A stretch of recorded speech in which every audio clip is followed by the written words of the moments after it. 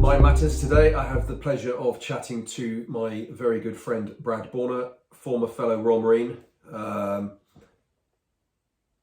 sniper team leader in Afghanistan, and has the fortune of, previous to being in the military, working in wildlife management, and has gone full circle and has been running his own business in wildlife management and precision rifle training, with shooting training with private and corporate clients since he left. And so, welcome, Brad. Thanks very much for joining me. Thanks, well, after that introduction, I don't think I've got a lot left to say. Shortest podcast ever. Thank you. Thanks, folks. Nice to see you. There's a period that seems to be going through cycles where I have to make an ass of myself to remind myself to kind of, yeah, okay. Yeah. Yeah. It's like good times and bad times, isn't it?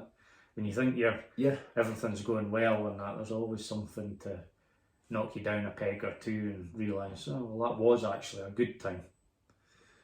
Yeah, I mean... Otherwise you get a bit kind of comfortable and lackadaisical and complacent.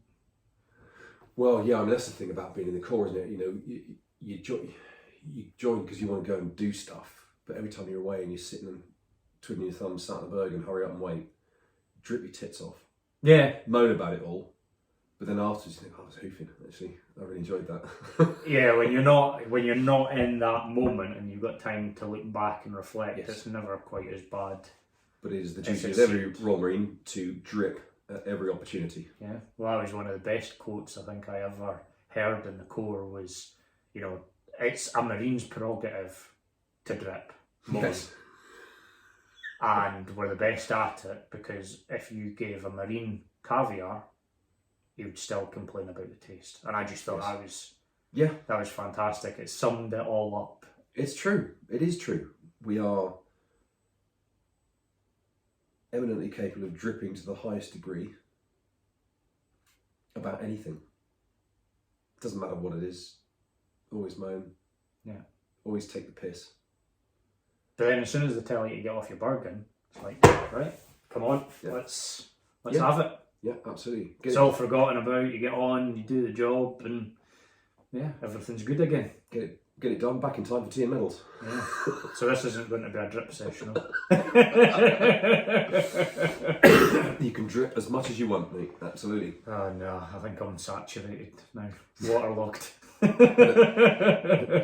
to wring yourself out. Yeah. You give me shit. That's why I was a sniper, not a breacher. Yeah. Much better. Yeah.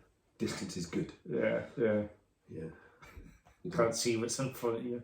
You don't deafen yourself quite so much, you don't frag yourself. Tripping over doorsteps. Fuck. Bumping your magazine in the door and then getting a fucking one shot off and then click. Oh no, yeah. Yeah, don't do that. That's why you have a secondary weapon. Yes. Always.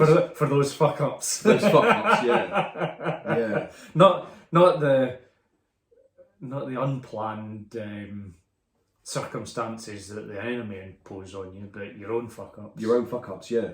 They have been numerous. Yeah. I describe them as a long trail of heroic fuck ups. There was always good intent behind them.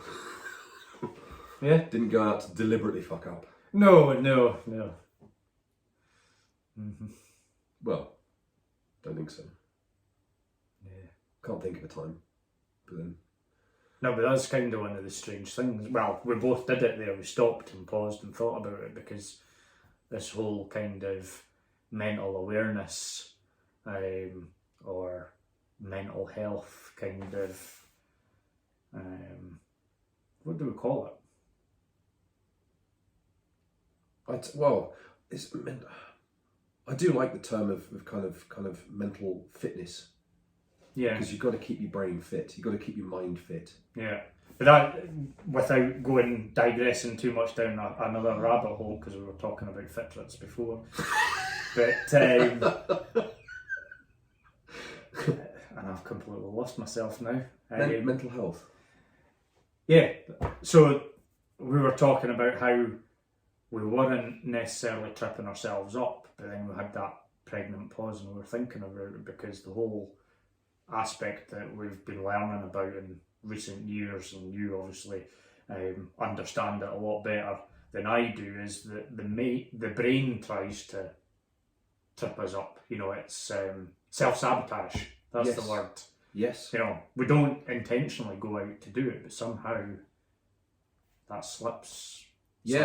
Yeah, there's a variety of reasons things like that happen. I think with the likes of ourselves and anybody else who's been in the military, it's particularly frontline infantry troops so used to having an uncomfortable life that being uncomfortable is normal. And when we leave, life is easy to a degree. It's a lot more comfortable most of the time. So we think that's... So we do things to make life uncomfortable. Right, yeah. So we can self-sabotage at times to a degree to make life feel normal again by being uncomfortable. Damn, I hated being so good at being so bad. Yeah, it is. We need that adrenaline rush. So we'll do things, and it's not a conscious decision. We don't get up in the morning and go, how can I fuck myself up today to stress myself out and feel normal?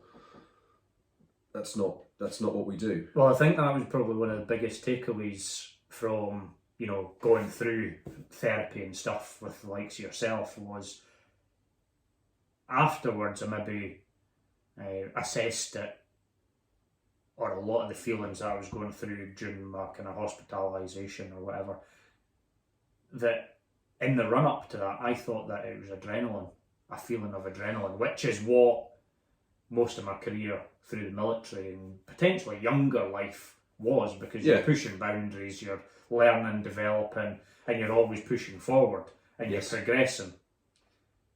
At the point where the wheels started to come off and I was under pressure and things like that, I had what I thought was the same feeling, that feeling of adrenaline pushing forward. I kept, I was starting to feel tired. I was starting to feel lacklustered and under pressure a little bit, but the way that I'd always been trained and developed was to keep pushing forward. Okay, you feel a little bit tired, but just give it another kick. I even think back to when I was doing athletics back in kind of high school and that, running for the region and things. Yeah. That's what you did. That's how you won races. You got out the start gate as quick as you could out of the blocks or whatever, put in your best effort, and then you have a little bit of coasting through the middle part of, say, a 400 metre race, for example, because that's what I used to... I hated the whole process, but apparently I was quite good at it. Yeah. Go figure. So, you would burst out the blocks, run the first bend, down the first straight to a point, and then you would settle into a rhythm, get right round to the last bend, and that last 100 metres, you turned into another sprint, a 100 metre sprint. And that was your best effort. And at the end of it, I don't think I ever physically puked, but I felt like I could. Head goes dizzy, blah, blah, blah. But that was adrenaline. Yeah. Looking back at, to the hospitalisation, as I mentioned, I had that feeling going up, first time I'd run a business, things were challenging. I loved the challenge, and you were always pushing you. And I knew I was physically fit. I just wasn't sure where my mental fitness barriers were. And even up to the point, I wasn't sure where the barrier was, because I just remember being completely disorientated, confused. Like I say, I just really didn't know what was going on. And that's when I looked for help, through the NHS, police, yourself, blah, blah, blah. And it wasn't till that period afterwards where I was able to sit down, recap over it, which now is massively important for me, I think, is to give yourself that time to look back and reflect Otherwise, how do you learn from everything you've been through? But getting back to that adrenaline stroke anxiety, I think that's what I realise now was, there was probably a bit of adrenaline in there, but unfortunately there was a lot more anxiety. And I think it was that constant feeling of being anxious. I was sleeping because I was dead tired. Yeah. But I wasn't necessarily sleeping well. I was feeling myself on sugary drinks or caffeine or sweets, anything like that, just to give myself a quick boost, because my job was very physical, and it gave me that little boost that I needed to get through the next half hour, whatever, and then you would fall asleep, or it was time to go to bed, fall asleep, and you were out, and then you were back up and you were at it. But it was strange. Do you think there was a confusion between what was anxiety and what was adrenaline? What was potentially the adrenaline being a positive thing, and the anxiety obviously not? Yeah. When did that kind of penny drop? It was definitely through some of the therapy sessions that we had. Okay. Whether it was something that you explained to me or we were just chatting about, and then, as you just said, there wasn't really a cognitive process I went through or anything like that.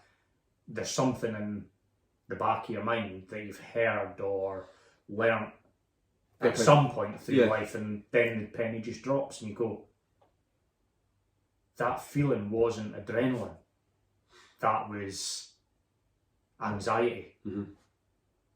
Could I go back now into the same situation before that and say, this isn't adrenaline, it's anxiety, I need to sit down and take a chill pill?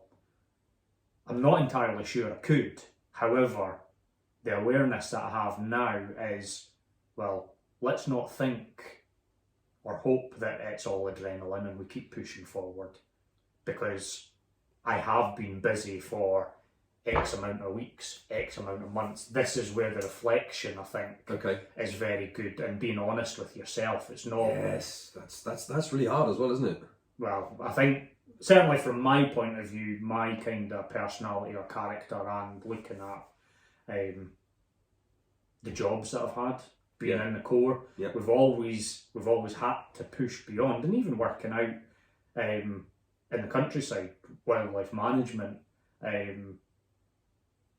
in rural environments, and away from other help, you're very much reliant on yourself. If you give up and you sit down when you're going through a hard time, or you feel a little, who's going to help you? Nobody, because the weather in Scotland, the weather can change in a heartbeat. True.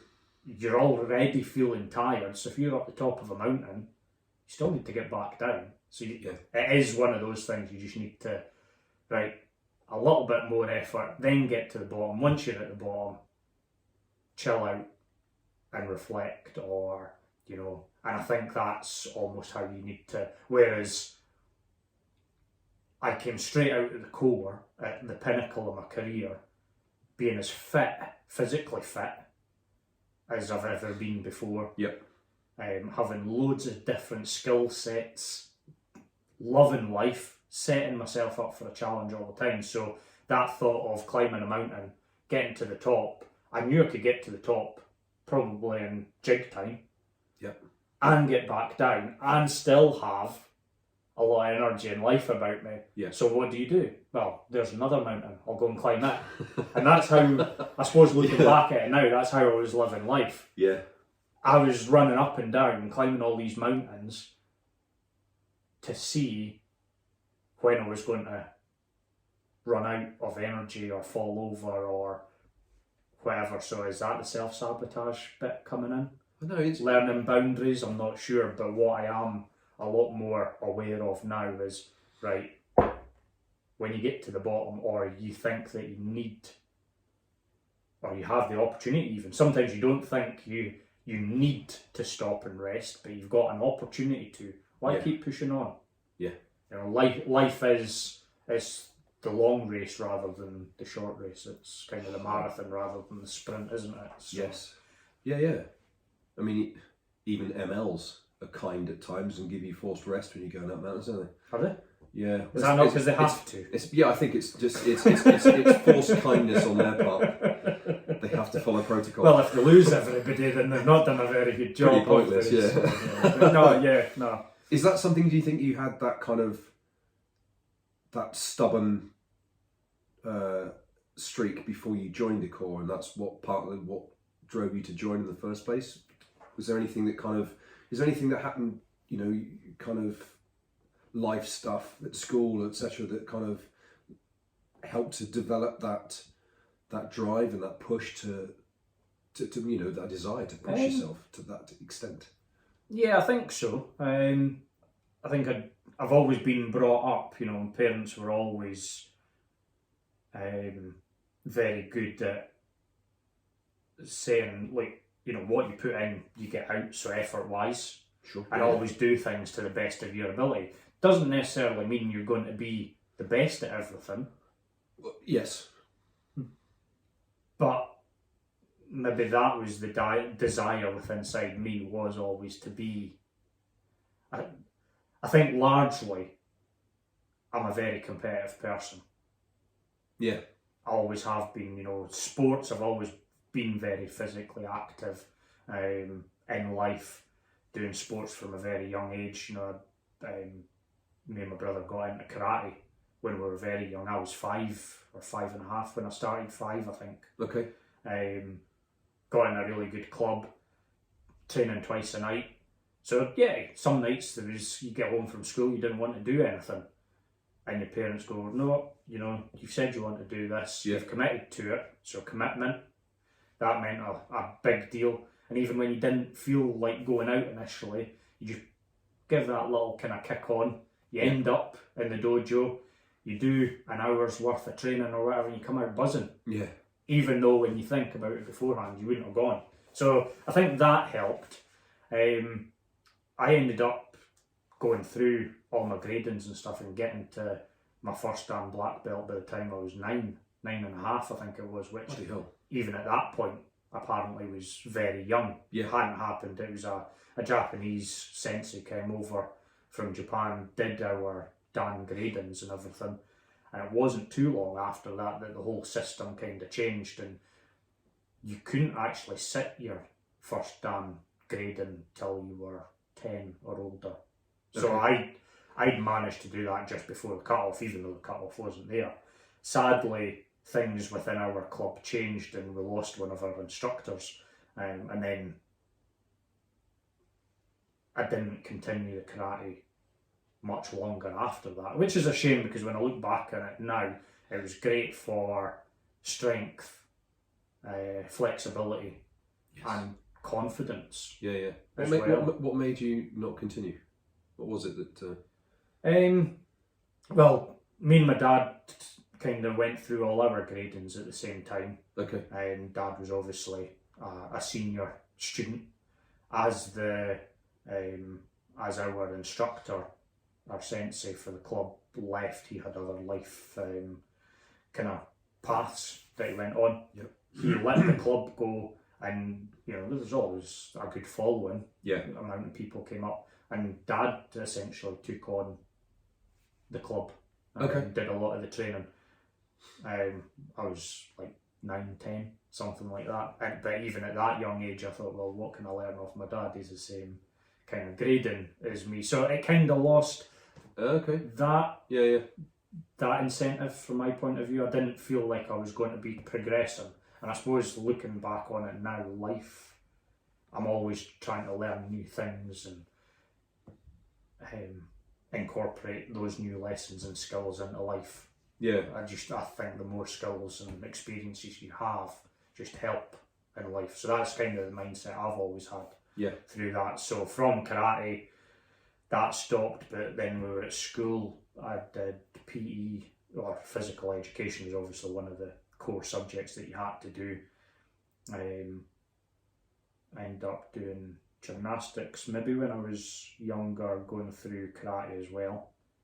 That all kind of stopped about the same time, and I started playing more kind of team sports at school, so basketball. Never really got into the football or the rugby side of things, so I've always been like into something a little bit different. Yeah. If that makes sense. Played a bit of volleyball, badminton, quite like badminton, and then athletics. Athletics was probably the next big sport that I played, other than karate, which I enjoyed and did for quite a few years. Was part of Annandale Athletic, raced for the region, various different kind of track and field events, just experimenting to see where my strengths and weaknesses lie, where I became, a functioning part of the team as such. No point in doing what would be the word? No point doing a race or a skill that you're not particularly good at, because then the whole team wouldn't get the points. Yeah. Even to the 400 metre race, as I mentioned, used to hate doing it because of the feeling, that effort. It was a slightly longer race. Yeah. But, was that mental strength then?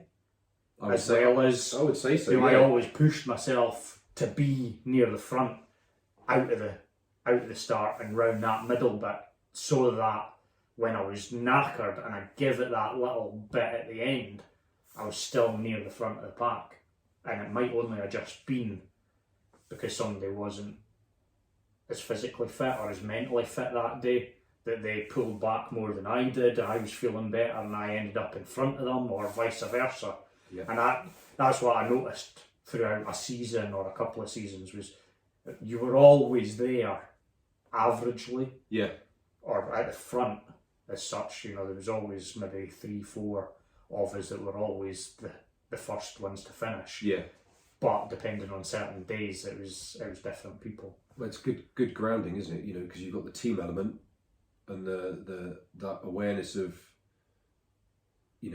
being part of the team, but doing what you can to support the team rather than doing things that you that would affect, so it's very much an individual effort within a team. But you were within a team, and it was.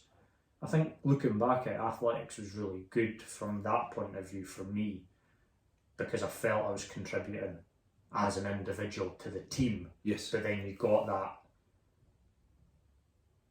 acceptance or that feedback from the team in not the relegation, what would you call it, within the kind of athletics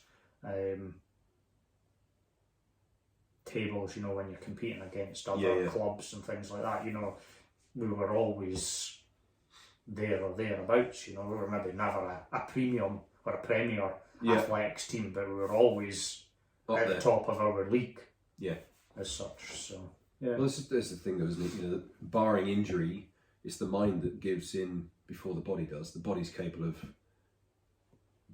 performing extraordinary feats of strength and endurance, but it's this thing, and you obviously had a grip of that early on. Yeah.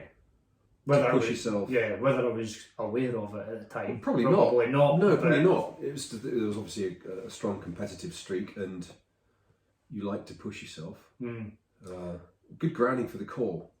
Yeah. In lots of ways.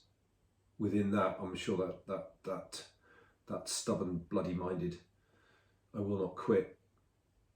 Well, and stood you in good stead. Oh, for sure, because when I think back about it, the amount of times people said that I couldn't do something. Yeah. Or they didn't think I was capable of doing something. That was the challenge then, was to prove them wrong. Yeah.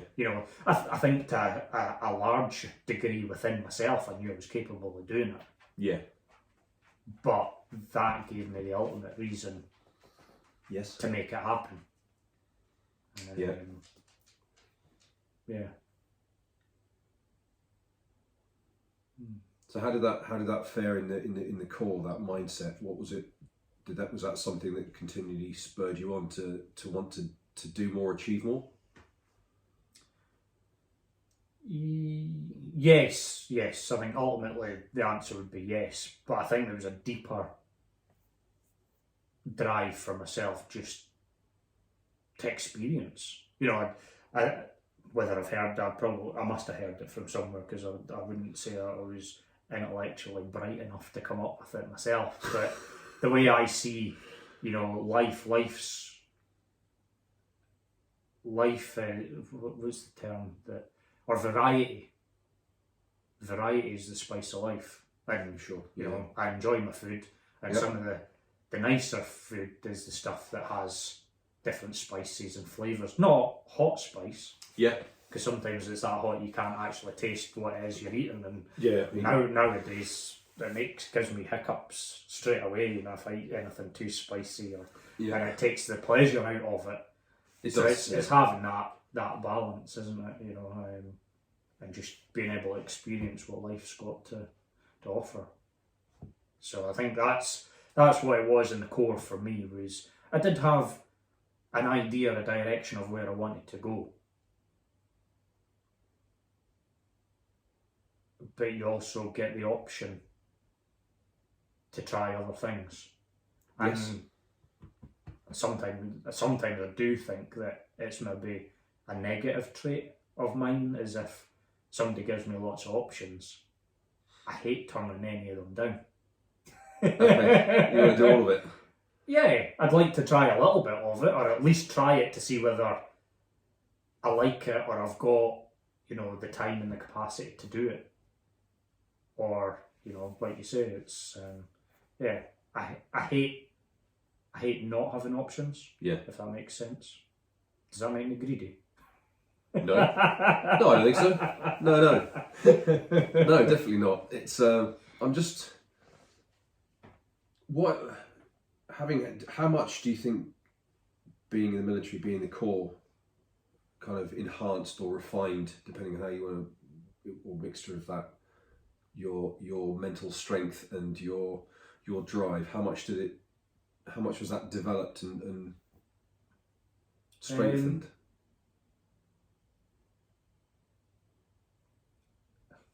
I think the benefits from it are probably untold. Okay. One of my biggest takeaways from the military was, yes, it tested you beyond what you thought was possible, which was great, because the sense of achievement after that, was like I just said, was untold. How could you know how you would feel achieving something that you thought was essentially impossible? However, you're in an environment where other people have been there and done that before and had the same thoughts and experiences as you. Yeah. So at some point, when you have that anxiety kind of feeling, or that anxious feeling, sorry, get my English right, or that thought, that negative thought that something isn't achievable or it's possible just because you've never done it before, but then you got these people that have been through exactly the same thing that you're doing. Yep. And I think without knowing them as people, knowing the military, the Corps, Royal Marines, as one unit, one body, one entity as such, you've got to trust what they've achieved in their lifetime. And that, I think, is what tells you what is possible. So, although there's those elements of trepidation and anxiety, thinking it's not possible,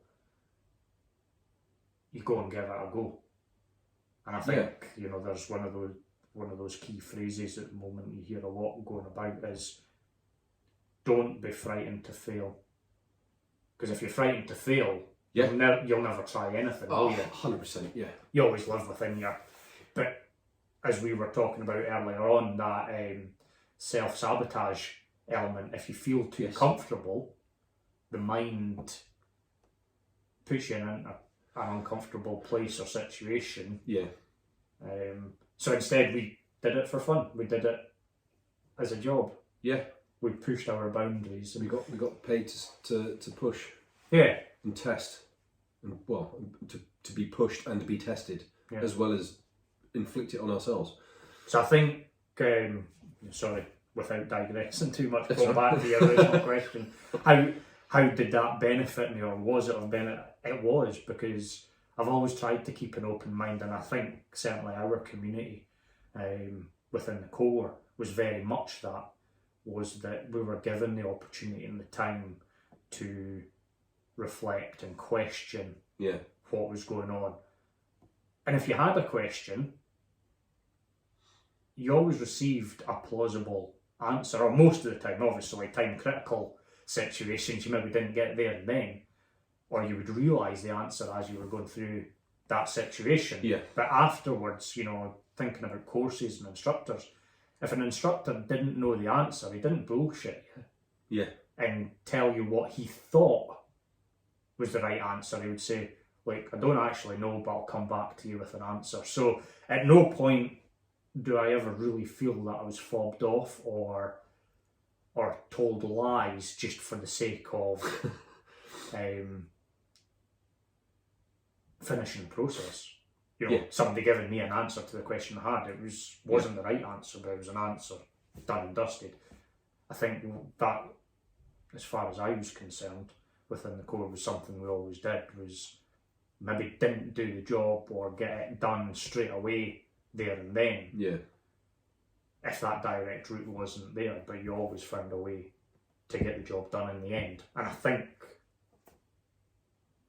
that develops that mindset that we now have. If you come up against a barrier or something, that's not a point to stop and turn away and go in a different direction as such. Look for a different thing. That's the opportunity to take the condor moment. Stop, assess the situation, and look for alternative pathways to still get to the conclusion of that mission or that. Well, that depends on which unit we're at. Is it a Condor, a Norton, or a Bickley moment? I don't know. Did we have? Was it a Bickley moment? I was never in a southern unit. So did they say that? Did they? No. I'm just taking the piss. Well, and I always wondered, was it a Condor moment because most of my career was spent at RM Condor, or did that Condor moment come from somewhere else? It's strange, isn't it? The Condor moment was I always remember from adverts on the TV for tobacco, Condor tobacco. Oh, really? And then rolling up a cigarette or sticking it in a pipe and sitting relaxing, having a Condor moment. So it is kind of taking a pause, and reflective. Yeah. So, but obviously it fits perfectly for 4-5. Absolutely. So, the mighty 4-5. Now, to flip it round, I'm really curious about this one. Is there anything from that mindset and attitude that you think has not, in terms of moving on from the Corps, it fits within the military environment? Yeah. But as you've moved into becoming a fully fledged civvy, you've got your civvy wings. Yeah. Is there anything from that kind of that mindset and lifestyle and attitude that hasn't helped, has had a kind of a detrimental effect? Yeah, I think so, to a degree. I never like to dwell and ponder on these things as being totally negative, because even out of a bad situation, there's always something positive to take away from it. Just useful feedback, isn't it? That's all. Yeah. However, like I explained earlier, being self-employed, having your own business, working in, a physically demanding and mentally demanding environment within, the wildlife, the countryside aspect, and trying to get your business to where it was buoyant and successful. Yeah. That military drive of always pushing forward definitely helped. A very good friend of mine in the military, when I was leaving, asked me what I was going to do, and I said, well, I'm going to get a new job, I'm going to start my own business, we're getting married, we're building a house, and we've got a kid on the way. Yeah. And he was like, when are you going to achieve that? Well, I didn't, but that was the kind of the impression, the feeling I was getting off him. Yeah. He's like, you never do anything by halves, do you? And I just kind of laughed because that's what we knew that I was like. Yeah. So the next 7 years, no, 5 years, the next 5 years, I applied that, always pushing forward. Yeah. Even at times where I was physically and mentally drained and exhausted to the point where I just felt like I wanted to sit down and cry for no real reason, just that kind of build up of emotion. Yeah. Frustration, I think, is probably the best way that I would explain it. A couple of times I felt like that, but the bootneck inside me said, fucking get up, pull yourself together, push forward, and that's what I did. Yeah. But at some point, that drive's not enough, you know, your body and your mind. This was the biggest shock for me. Whether I was doing it on purpose or not, I wasn't sure where my mental fitness limits were. Yeah. So I was always driving forward. Yeah. I knew physically I was capable of it.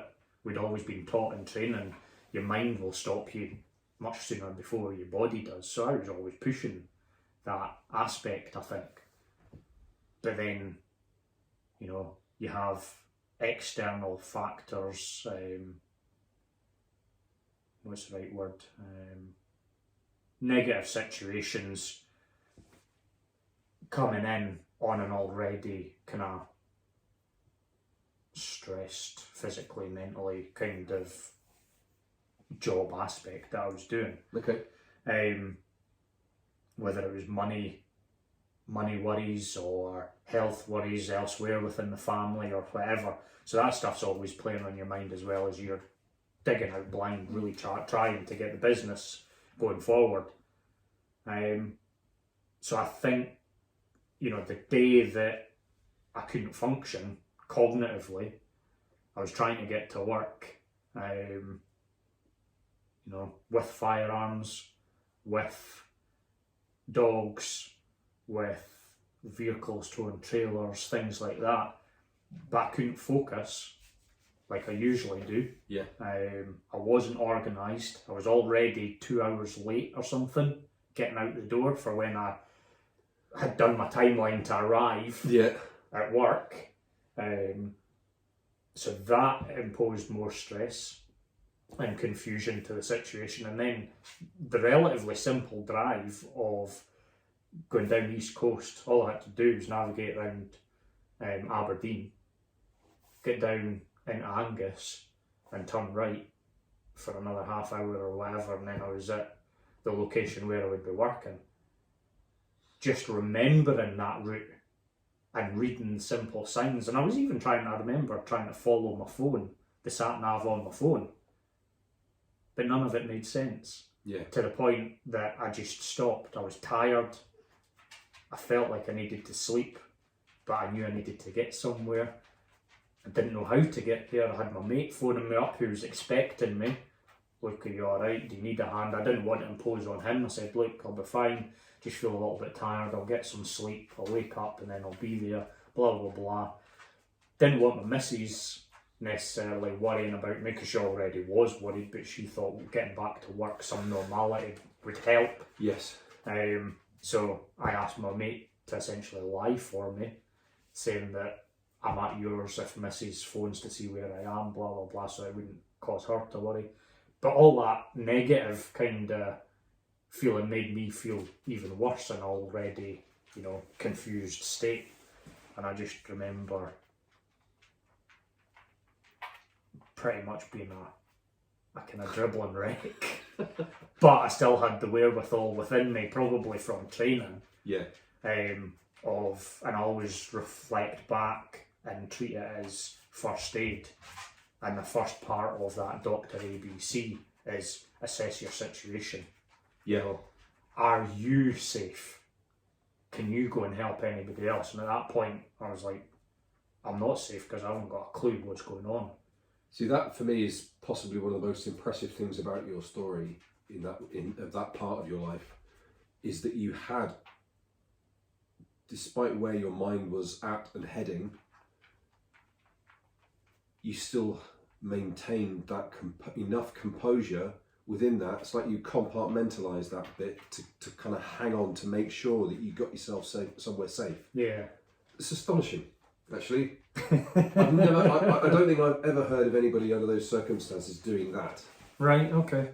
So I suppose, having been through the whole therapy cycle with you, and we still talk about the situation, I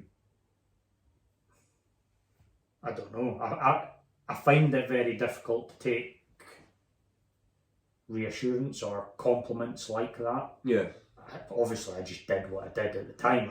I don't make anything big out of it. I think that's probably the bootneck side of things. But you're not the only person. You know, one of my biggest worries at that point in time was the fact that I had firearms. Yeah. And my job largely depended on those firearms being able to carry it out. Yeah. But if I went to the police asking for help, I knew straight away the firearms would be, for want of better terms, seized. You know, they would take control of them. Yeah. And make sure that everything was safe. I was safe. Nobody else could access it because that's what their job is. But there was a large part of me that felt that was a negative situation. Yeah. You know, I was in trouble with the police because of that. Yeah. But there was a bigger part of me back in my mind somewhere that had taken control and said, we need you to do this for your own benefit. Yeah. And I phoned the police, and I was completely, although everything felt like another dimension as such, and it didn't feel real, my training, having dealt with comms before, you know, communications on radios, just that whole cycle of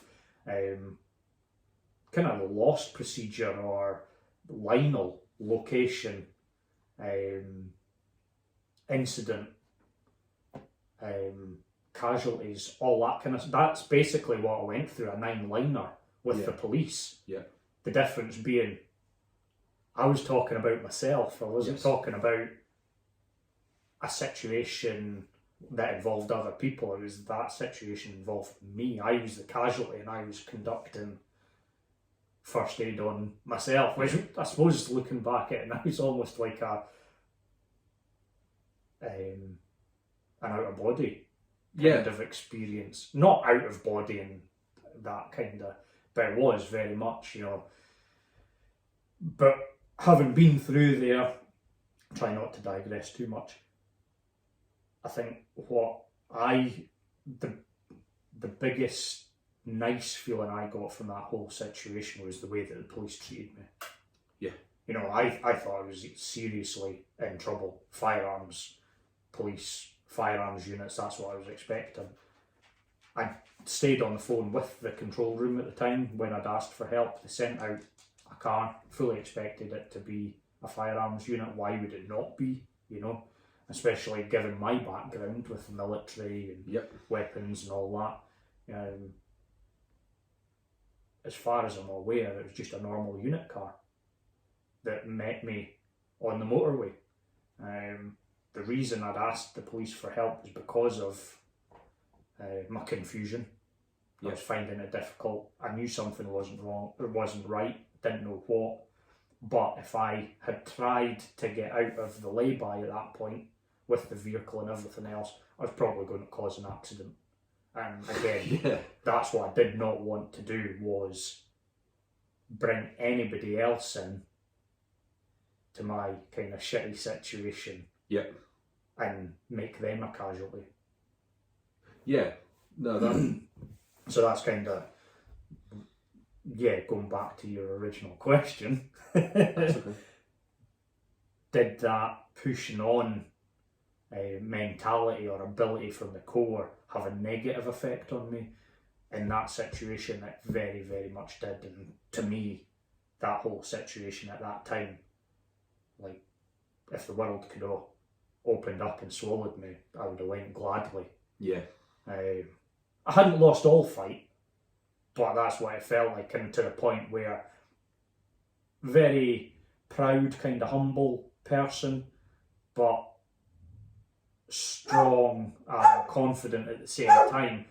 I wouldn't say I've ever openly gone out and asked for help, but at that point I hadn't made that conscious decision. That decision had been made elsewhere within my mind, and I was already doing it. I was having to watch and go through with it. But I'm just going to let him out. So yes, please, carry on. So yeah, you know, at that precise moment in time, worst point of my life, but the kind of ensuing hours, or I think it was probably a 24-hour period where I was pretty much monged, mentally incapacitated to the point where I slept, or if I was functioning, it was like being pissed, and I had no real recollection of it. I was only speaking to the nurses and stuff afterwards of trying to piece together that 24 hours after, you know, linking up with police and then ending up in the hospital. Yeah. And it took me, this was a funny thing, you know, military training, having never been through, you know, an escape or evade, but being very much aware of SF selection and being in the bag and stuff like that, that there's a period of, can we even talk about this? I'm not sure. A period of 48 hours where, you know, you don't, I never ever had that mental thought that, right, I've got to hold out for 48 hours.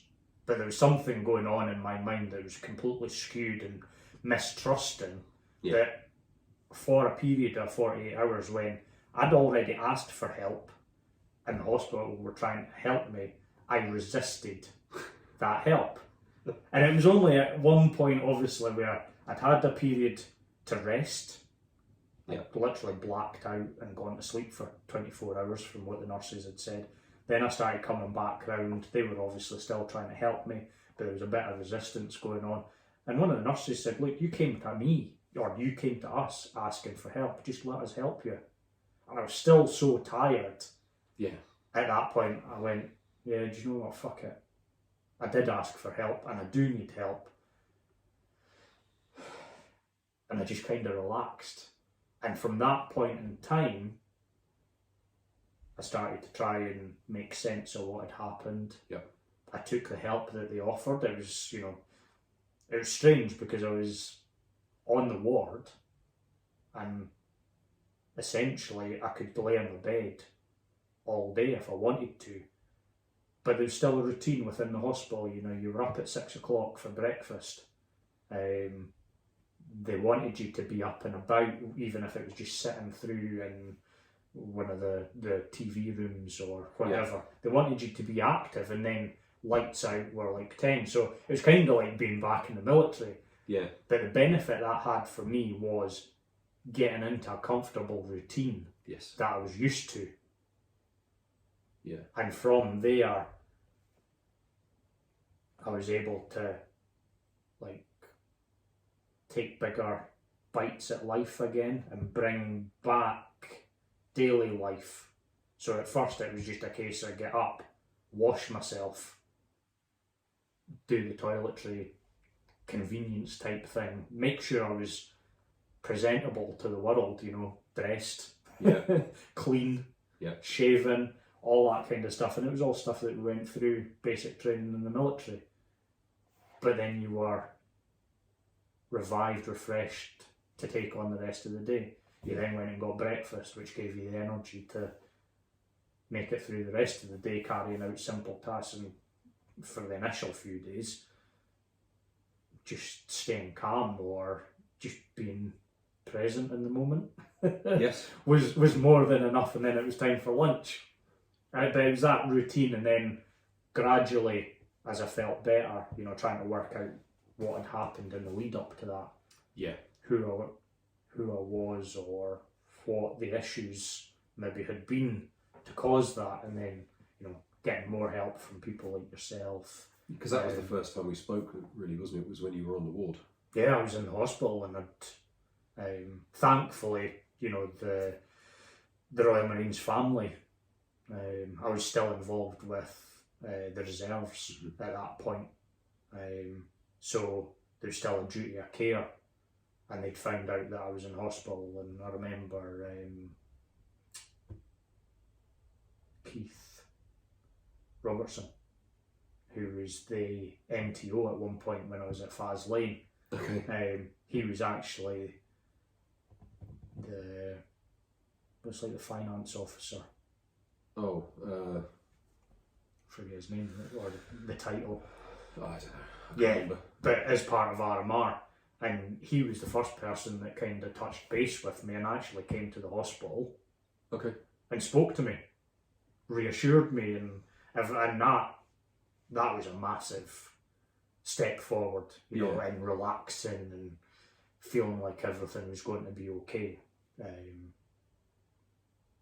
He actually managed to get me off the ward for, it might have only been half an hour or an hour, but we went to a local beef eater, and I think I got a juice or a coffee or something like that, and just being out of that kind of environment and chatting with him and everything else, you know, that link up was great.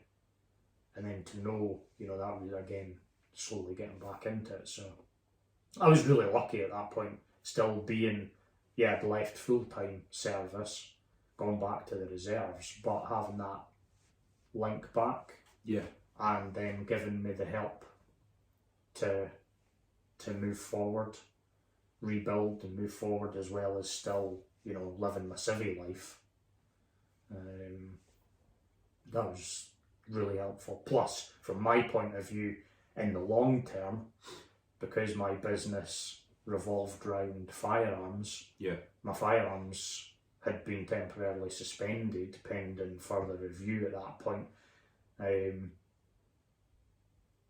What the military helped do was I was being assessed by military health specialists as well as NHS health specialists. So there was that kind of cross-examination, cross-pollination thing happening, which I think, from my point of view, just strengthened my case when the police, when it came back to the police making that judgment or assessment of, you know, should I get my firearms back or not.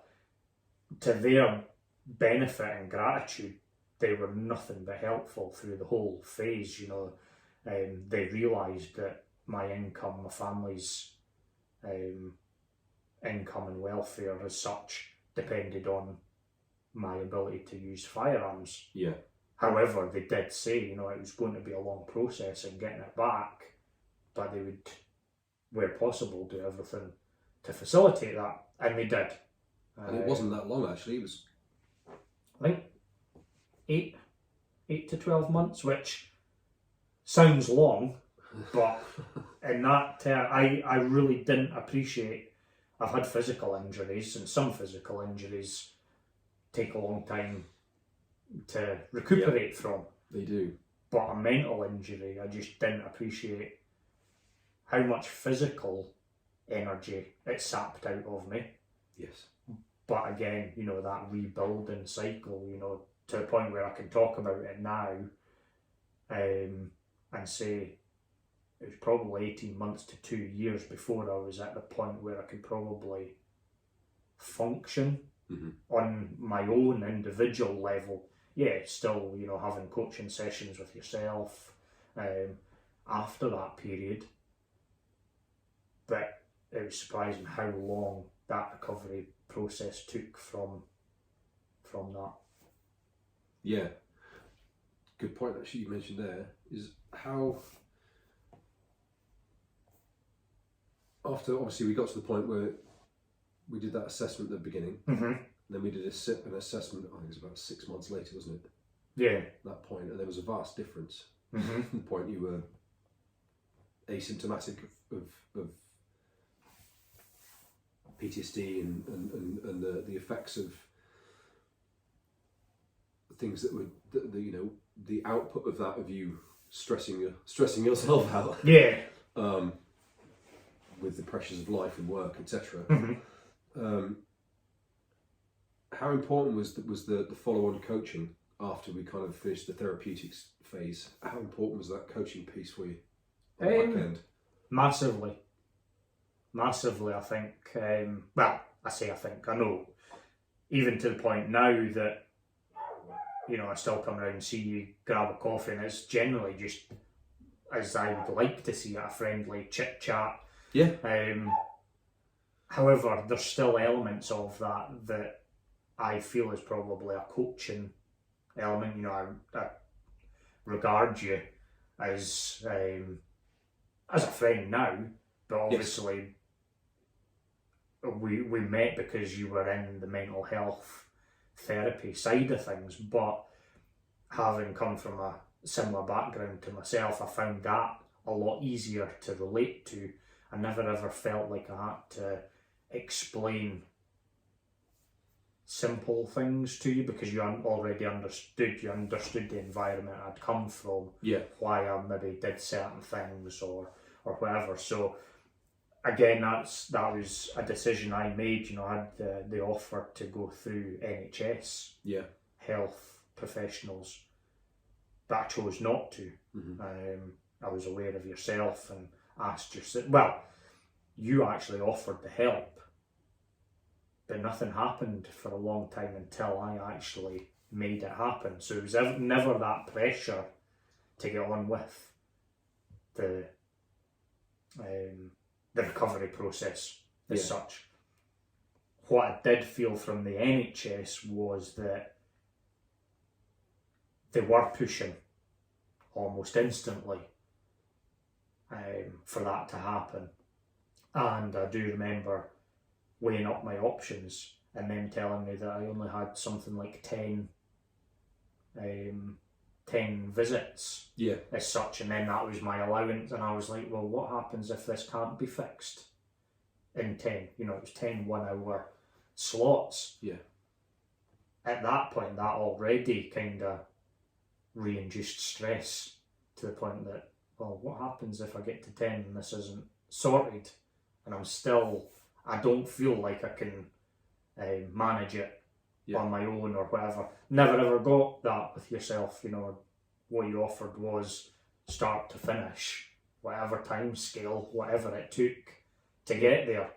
And that was definitely, you know, that easy slope transition into the therapy and the help that I needed. And even to the point now where we still have, you know, the catch up and meet.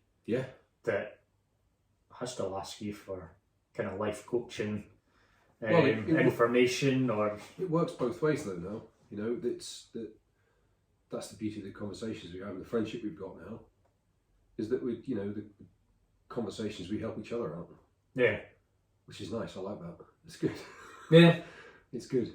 I think that's why that's why I added the coaching piece on the end of therapy, because it's seen time after time that, you know, people get therapy, they get treatment for something, but it doesn't, and it just stops. And it's important because, as you know, and I've experienced as well, and you know, the last kind of 20 years of treating people,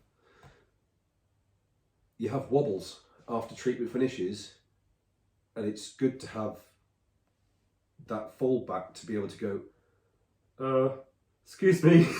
Can I have my stabiliser? What the fuck is going on? You said it was done. But it's just where those new skills are getting and updates of skills are being tested for the first time, second time, third time, and it's not that things have not worked. It's just that they're being tested again. And it's the reassurance stroke confirmation part of learning a skill, isn't it? I suppose making sure that you're still doing it right, or what you're experiencing is normal within our within the context of what's happened and what's going on and where you're at. Absolutely. So for me, that was an essential piece to add into things, and I'm glad. You know, it's good to hear that you found that helpful as it was intended. Well, it was strange because what I found about your help and your therapy was I knew nothing of the procedure or the timeline. I think where some of my hang-ups previous was the NHS wanted to use CBT type therapy. Now, having been in the military, in certain aspects of what we were doing, you know, I'd been exposed to practices of CBT and things for gaining information and things. So that was almost a what's the word? Self-destruct type. Yeah. Light in my mind, going, well, what I'm going to spend more time assessing what it is that they're telling me to see whether they're trying to trick me, if that makes sense. So there was a big suspicion thing there, because I knew, or I thought I knew, some of the process, obviously completely out of context, but that didn't, straight away it didn't make me feel comfortable, and what was the point in pursuing? So, because I would ended up back how I felt before I ended up asking for help. You know, I wanted not to feel anxious and and, you know, suspicious about certain things. Yes, well, calling old-fashioned treatment is intended surely to make people better, not make them worse. Just a hunch, you know. Yeah. So yeah. So no, the fact that there was no real timeline, or there never felt like there was an agenda from your point of view. And to be fair, I came away from a lot of our sessions feeling better. Yeah. But then reflecting on it, going, what was the structure of that? Because I just felt like I went in and just like bumped my gums, just spoke about whatever came to mind. There didn't seem to be a lot of kind of prompting from yourself. I actually felt like I had verbal diarrhea, and I feel like I've got an element of that now. You know, I sit in front of you and I just start talking. Well, it's not an obvious structure to what I do, and this is something I've picked up and I've worked on for a long time, is to make it as casual and natural as possible, so that people don't really see what it is that I'm doing, to keep people as relaxed as possible, rather than making it a very blatantly structured, dun, it must be done this way. But you know, things can meander, but there's always a kind of an undercurrent of therapeutic skullduggery. Would be a good description. I was going to say, surely it's not skullduggery if it's therapeutic. Well, you know, it's kind of sneaky therapy. It's but yeah. Sometimes there's a time and a place for being, you know, the very direct. Yeah. Which is funny, I suppose, from my point of view, thinking back about it, because, you know, the previous lives that we've led were very structured, and, you know, and that's, certainly for myself, that's probably how I conduct myself as best I can, even today. Yeah. But in terms of therapy, that would never have worked for me. So it's funny to see that contrast. Yeah. There's probably a fairly simple and plausible explanation from your point of view. But yeah, it strikes me as being quite strange and very contrasting that, you know, that kind of process that you're used to and you operate isn't the kind of process that helps fix problems. Does that make sense? Not all the time. No. Sometimes, yeah, there's time and a place for all sorts of stuff. And we did do some stuff that was very direct and quite literally in your face. Did we? So yeah, it's using what's appropriate in that moment. That's for the best, you know, for the greatest benefit of the person you're with. Yeah. So yeah, that's, you know, like the military has a significant armory and variety of weapons in its arsenal, I kind of apply the same sort of thing. Yeah. Haven't quite figured out the Harry Potter one bit yet, but Okay. Cool. But yeah, maybe one day. Maybe one day. Is that why you were doing the bottom impression when you had the pencils up your nose? Oh no, that was Blackadder. Blackadder, yeah. Wibble. Yeah. Yes. Well, it made me smile and laugh, if nothing else. Good. Yeah. Yeah, I think what I also wanted to cover in this was it's funny how through life, through different occupations and things, you always go through a bit of a setting goals type exercise, don't Yes. you? Yeah. You know, even when I was working for the Forestry Commission as a manager and stuff, you know, I was smart objectives and you know, managing people, so trying to manage their expectation, and then you're looking to manage your own expectation as well as the company's expectation. Blah blah blah. Yes. Everybody's so expecting. It's I know. tiring. It is. It's Just exhausting. as well I've got a good strong coffee. Anyway, right, get out of that rabbit hole and back to what I was going to say. So I was fortunate enough to get into wildlife management, probably specifically deer stalking, before I joined the Corps. Right. I already knew that I was interested in precision rifles and accuracy. It's a phenomenon. I know. I can only ever think of that tune when I say that word as well, or if I hear it. Yeah. Yeah. So kind of precision rifle application. That's a phenomenon that's always really interested me. So it made sense that when I decided I was going to become a bootneck or Royal Marine, I wanted to be a sniper. Yep. I wouldn't say that my previous experience necessarily was all that beneficial whilst I was going through the sniper course. It was a secret that I tried to hold very close to my chest, because you never ever want to be on one of those courses in the training team feeling or thinking that you think you know more than they do. Yeah. I was just there to, you know, learn the art of becoming a sniper, and you know, I just wanted to absorb everything they had. However, I did have external influences from a competitive and a wildlife management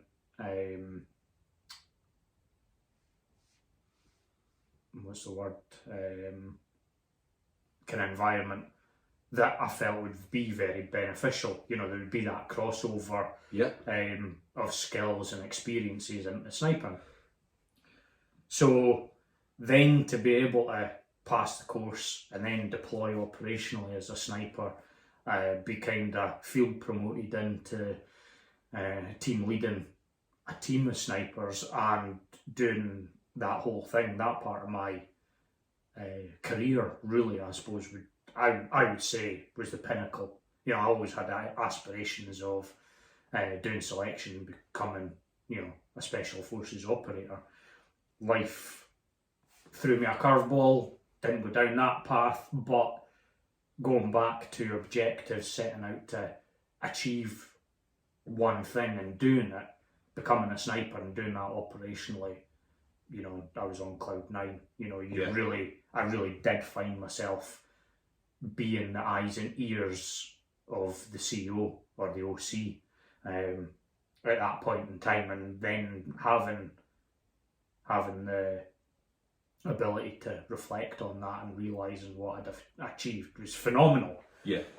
So as I said, you know, life threw me a curveball. I ended up coming out of the Marines, got back into wildlife management, but I very much felt that those skills were transferable back into, you know, the occupation and setting up my own business that I now find myself in, which was great because, you know, you get all that advice when you're joining the military from other people, and join the military, get a trade, you know, so that when you leave, you've got something that you can do in Yeah. Civvy Street. Obviously, I took all that stuff on board and, completely mugged them off and become an infantry soldier instead. But I loved it. Did I ever think, or did I think I could argue that point of, well, okay, so you were an infantry soldier and you've come into Civvy Street. How has anything in the military allowed you to, conduct yourself professionally in Civvy Street? Well, funnily enough, I found it, being a sniper in the military allowed me to, be a good marksman, but within the wildlife management sector. Yeah. What I do find throughout history, what I find really interesting, and I take quite a lot of pride from, was that if we look back through history at what British snipers, where they actually came from, they were raised within the Lovat Scouts, and they came from the Highlands of Scotland as deer stalkers. All the estates pretty much lost their keepering force to the military through one arm of the military or another, but these stalkers found themselves re-employed as snipers. And then I'm seeing that come full circle in the fact that I started as a stalker, became a sniper, and now I'm back to being a stalker. So yes, it's funny how a lot of these things, as you travel through life, you realise it's all cyclic and you're just on a merry-go-round type thing. So where was I going? I gained some fantastic experience as a young lad going through North Island College and doing their NC and HNC course for Highland Gamekeeping and Wildlife Management. I then went away from that industry into the military, gained shitloads more experience specific to the application of firearms and things like that, but also conducting yourself as a good human being, being aware of your surroundings, being aware of other people, and working in the outdoors, blah blah blah.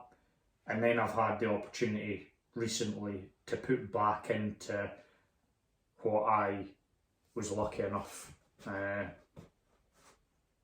to experience and take a lot from right at the start, which was the college experience. And the college gave me the opportunity to be a part-time lecturer, and I'm giving back to that same kind of machine or mechanism that I took so much from.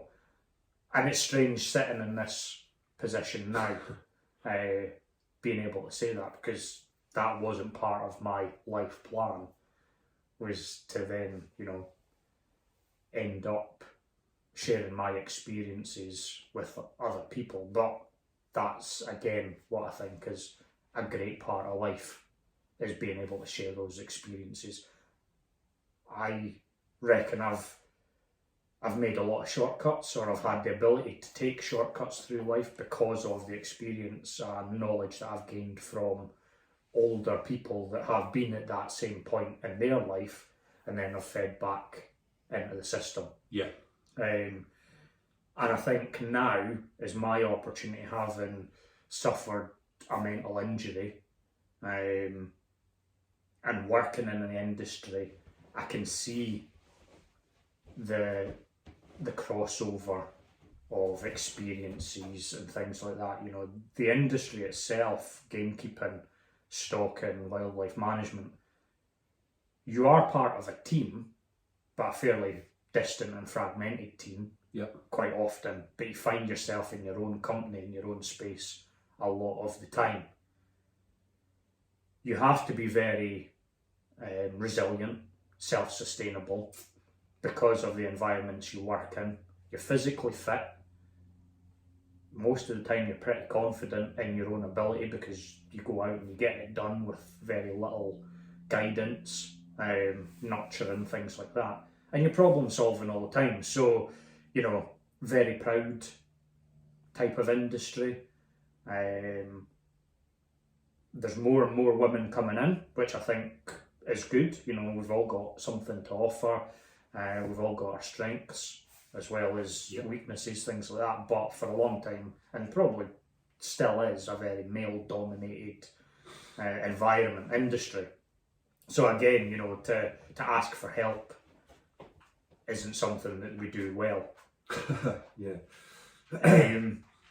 But again, through my experiences and, you know, listening within the industry and the community, is that there is still that mental health stigma or challenge for a lot of guys, not least because of the firearms side of things. We all use and need firearms to carry out our daily duties. Yes. But the stigma that's attached to mental health or whatever and firearms, you would be led to believe that it's a no-go.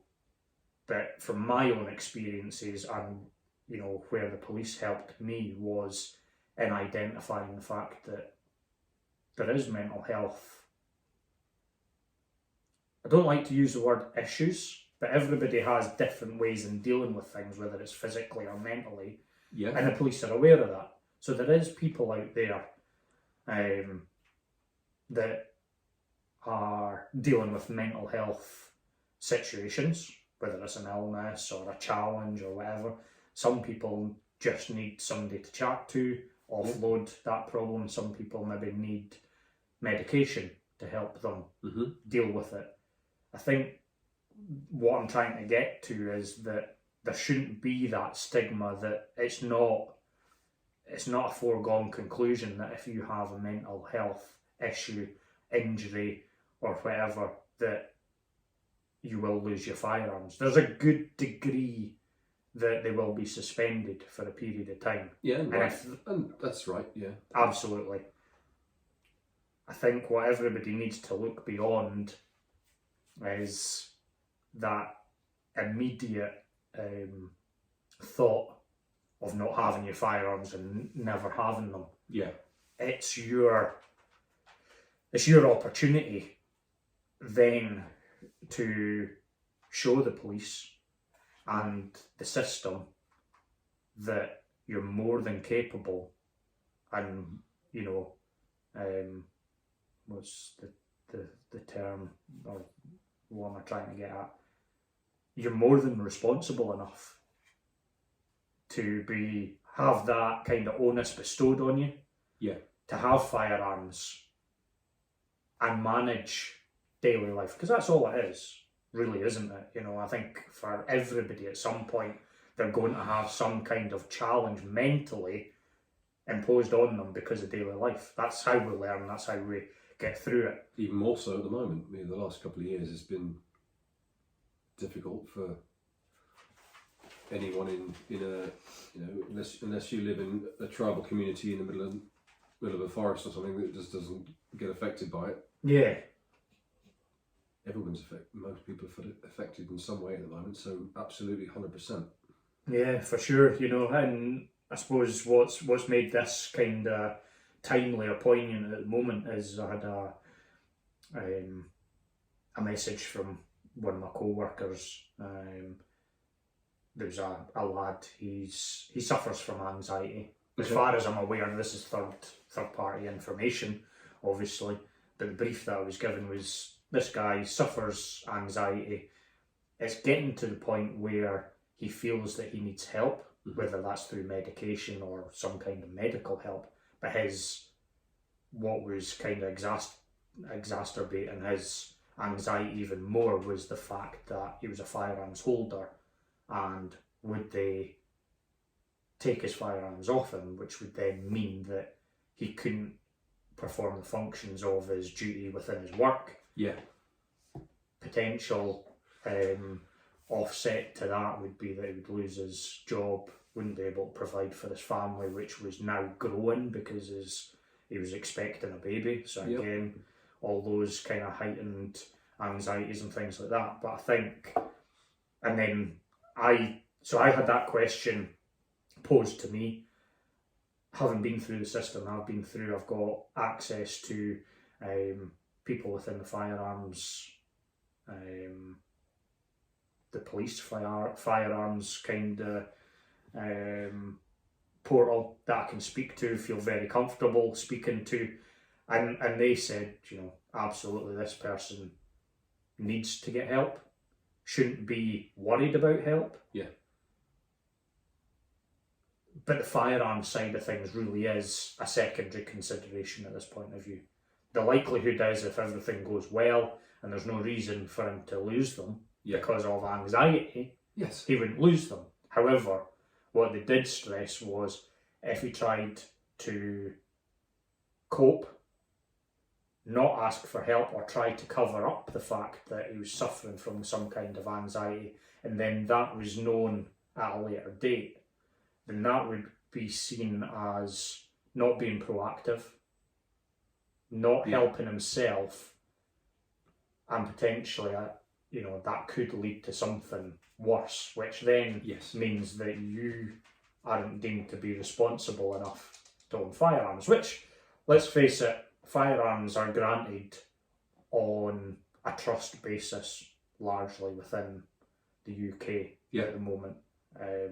There's conditions on your certificate. Yeah, you go through a vetting process to make sure you're fit and healthy, and there's no reason for them to suspect that you shouldn't have them. But then after that, there's conditions on your certificate that you have to act within and abide by. One of those being that if there's any change in your personal circumstance or health or whatever, that you make it known and you essentially ask for help. Yeah.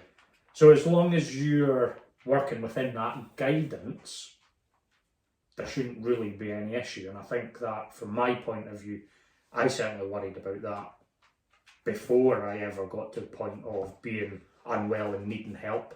Yes. But then once I did find myself in that place of needing help, and I got it, I just had to have faith in the system. And what I have to say now is that the system does work.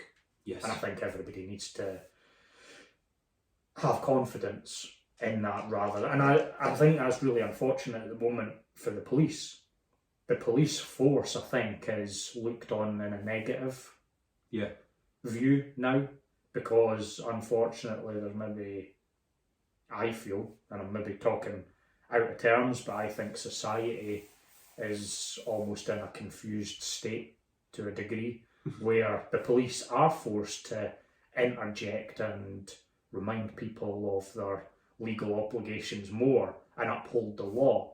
So most of society see them as being an authoritarian, is that the right word?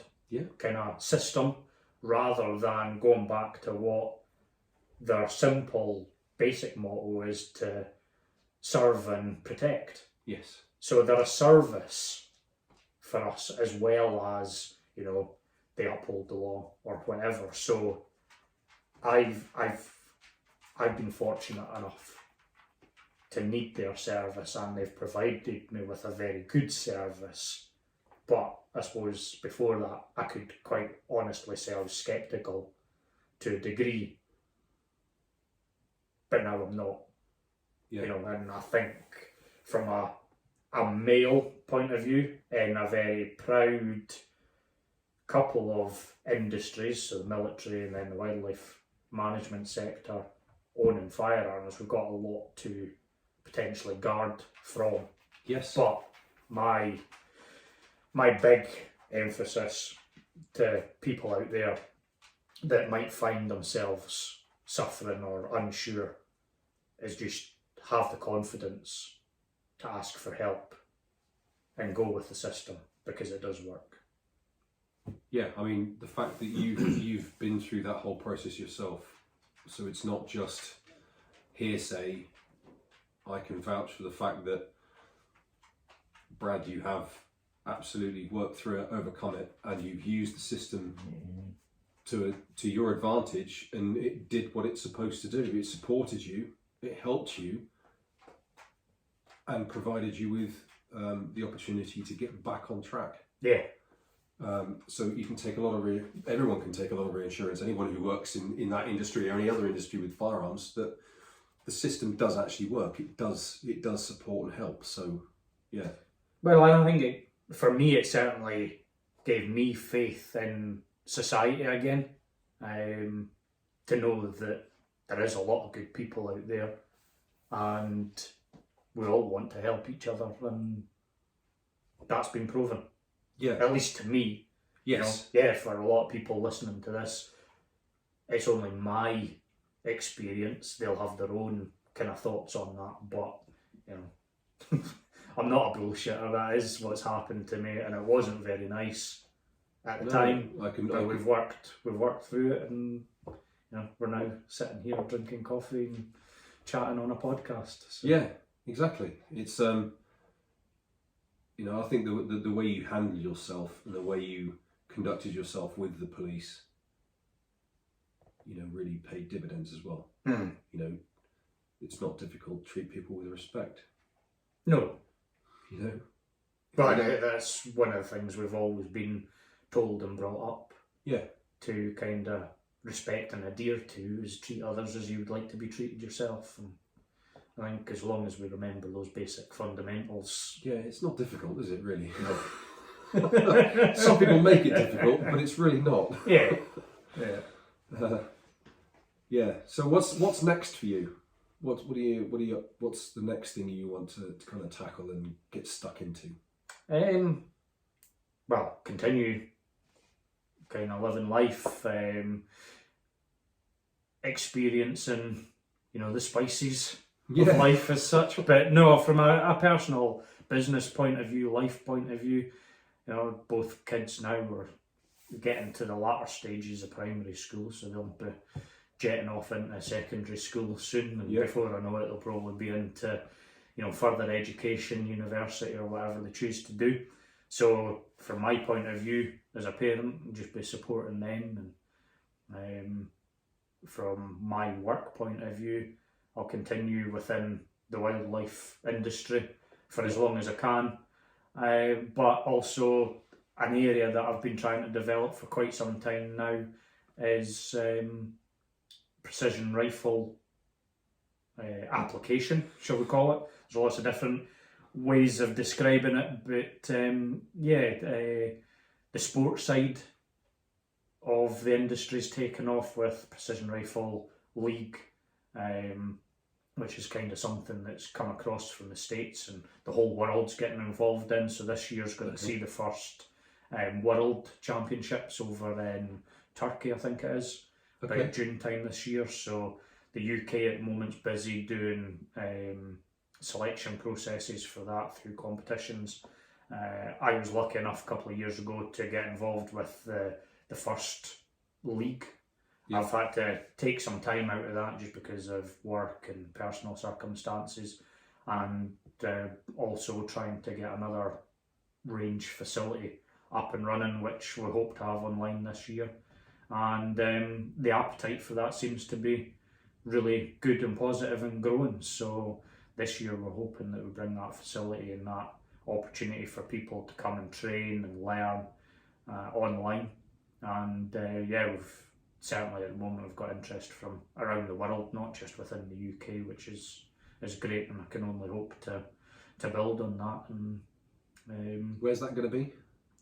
So it's still in Scotland. I'm not trying to kind of evade the question as such, but we've been kind enough, or an estate has been kind enough to allow us to use their ground and facility, but the precise location of that we try to kind of not advertise too much, because the estate's used by the wider public. Some people don't like shooting, others don't mind it, but you know, we're all looking to use the same area and get on with it. So anybody that's interested will obviously get directions to the facility. It's in the northeast of Scotland, in and around the Angus region, so great area, vast open wilderness as such, if anybody's looking to throw themselves out there and gain some environmental experience of kind of operating in the countryside, if it's something that you're new to, or somebody that's used to that environment, honing the skills and learning. We've got a great team behind us. I've got my military background as a sniper, all the different environments I've trained and worked in there. Yep. Bringing the wildlife aspect to it. So what I try to run are courses that maybe aren't so much for the sports shooter, but for the professional or the recreational deer manager, deer stalker, looking to glean some information on precision rifle not services, but teachings, experience, the application of precise rifle fire over longer distances. And I'm not trying to condone long range shooting of animals, because I don't. But where we are nowadays with precision rifles, optics, and things like that, the capability is there to shoot over some incredible distances. What individuals need to do is get themselves up to speed with that hardware. So what I'm looking to offer, for want of a better term, is a download of software, so people can actually